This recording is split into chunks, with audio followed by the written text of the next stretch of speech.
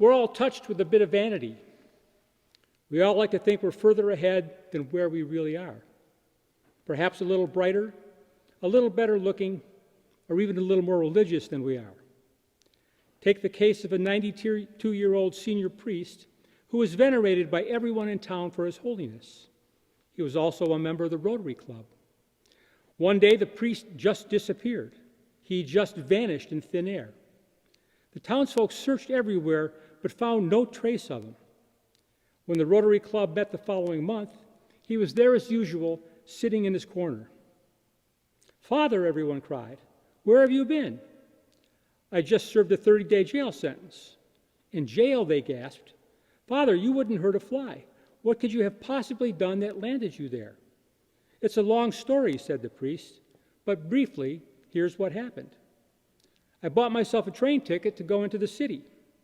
While I was standing on the platform waiting for the train, this beautiful woman shows up hanging on the arm of a policeman.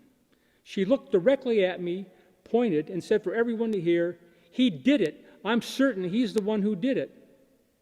Well, to tell you the truth, I was so flattered, I pleaded guilty." There's a touch of vanity in all men and women, including you and me. We buff up our image now and again to purposely make it look better than it really is. And we'll hang on to that bright, shiny image as long as we can get away with it. But there's no such thing as a clean getaway. Truth usually wins out no matter how hard or how long we try to hide it. And the truth is, few of us are 100% good or 100% bad. Rather, we're a study in contrasts. We believe and we doubt. We hope and we get discouraged. We love and we hate. We feel bad about feeling good, and we feel guilty about not feeling guilty. We want simplicity and certainty. Instead, we're surrounded by complexity and uncertainty. And it's easy to explain it away as a consequence of modern culture. But personal and societal chaos has been pretty constant since the dawn of humanity. And if we need proof, perhaps we need look no further than today's readings. Take Isaiah. We hear that God's angry and that we're an unclean, sinful people, like polluted rags and withered leaves, whose guilt carries us away like the wind. Sounds pretty bad.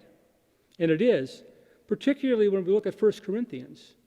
There, Paul says that we've been enriched with all discourse and knowledge, given every spiritual gift, and will remain firm in faith until called to fellowship with Christ. So what are we? Hopelessly unfit or blessed with every spiritual gift? And the fact is that we are both and rather than either or. We vacillate.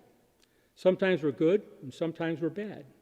Inevitably, at times, our darker angels win out over our better angels. Jesus knew that about his disciples, and he knows it about us. Hence the warning, be watchful, be alert. You know not the time, so watch. That brings us back to vanity. When it comes to the spiritual life, we are not perfect. When it comes to wrongdoing, we aren't really hopeless sinners. Rather, we live in a state of tension between sin and grace. So it's well worth remembering St. Paul's adage, where sin abounds, grace abounds all the more. To live by grace means accepting our whole life story, recognizing both the good and the bad for what they are. By recognizing both our bright side and our shadow side, we learn exactly who we are and what it means to live in God's grace. As the spiritual writer Thomas Merton put it, a saint is not someone who is good, but someone who experiences God's grace. And that's the purpose of Advent. It's a time to tap down the notion that we've become who we are through our own efforts and remember that we are God's people. It's time to remember that the good in our lives is not ours by right, but by the sheer bounty of a gracious and merciful God. As we move toward Eucharist on this first Sunday of Advent, think about how you might more fully embrace Christ over the next 4 weeks and beyond. How to best do it is totally up to you. But pray as you can, not as you can't. It's better to keep prayer short and simple rather than grandiose and complicated. Short and simple gives you a better chance of watching, waiting, and preparing for all 4 weeks of Advent. Grandiose and complicated have a way of falling by the wayside because we can't keep it up for the long haul. Whatever you choose to do, let it be a constant Advent reminder that you are deeply loved by Jesus Christ, even when you think you don't deserve it, because there's absolutely nothing you can do to earn it. God's love is pure gift. It allows us to believe when others deny, to hope when others despair, and to love where others hurt. Again, a saint is not someone who is good, but someone who experiences the goodness of God.